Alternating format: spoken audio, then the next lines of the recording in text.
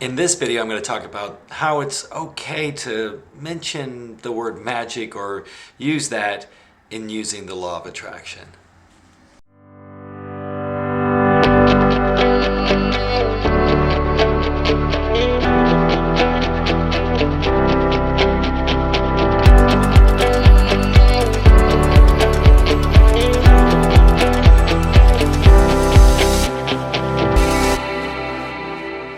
Did you know that the word chemistry comes from the word alchemy? Alchemist, yeah, like magic, right?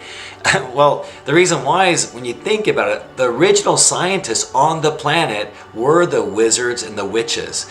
Well, that's the reason why wizard and witch, if you look at the definition, it means wise one. Because those were the ones that were going, wow, I'm going to try this plant. You make a tea out of it, you drink it. Wow, it heals this part of your body. Make a tea and drink this one. Wow, it heals that part of your body. And they wrote these books that were called the grimoires.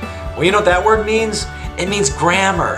I mean, some of these words, it's so funny. The churches, we'll just say it was the Catholic Church, through the Inquisitions, they murdered all these people that were called pagans, which meant country people. Pagan means country person. Is that right?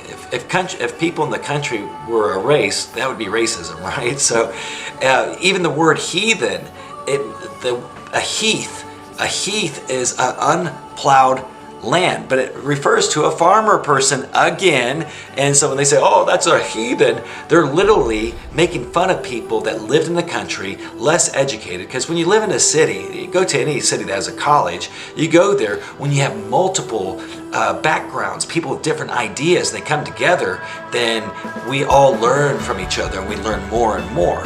And so the thing is yeah, the cities have people that learned a lot, but never underestimate the wise ones that lived out in the country that were just amazing. Some of the most amazing inventions come from people that live in the country.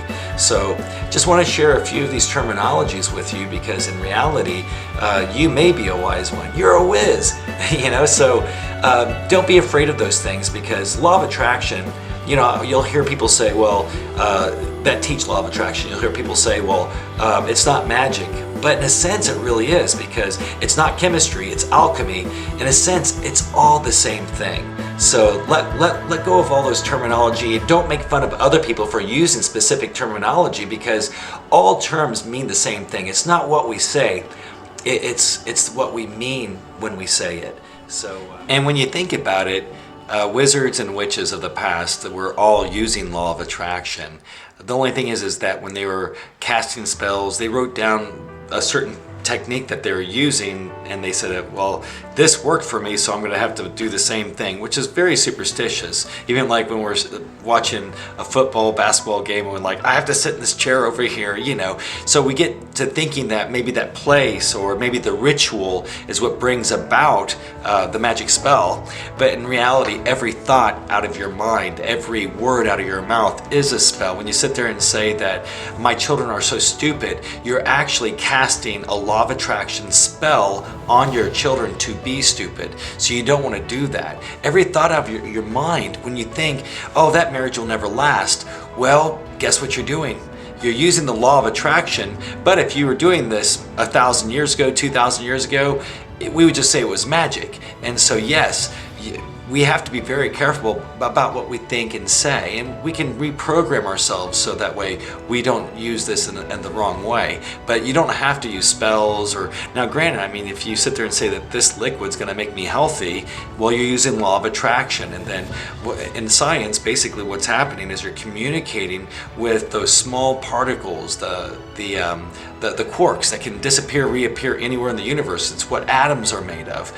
And once your mind is able to manipulate those, then you're actually changing things. You're changing the environment. So whether you believe you're in a computer generated program or whatever you believe, it doesn't matter. It's all up to you. What we do know as far as law of attraction is that what we think about, we bring about. If you visualize or use these different techniques in law of attraction, then it actually works. So you don't have to necessarily do the magic. If that's a path you want to take, you can do that. There's no big deal.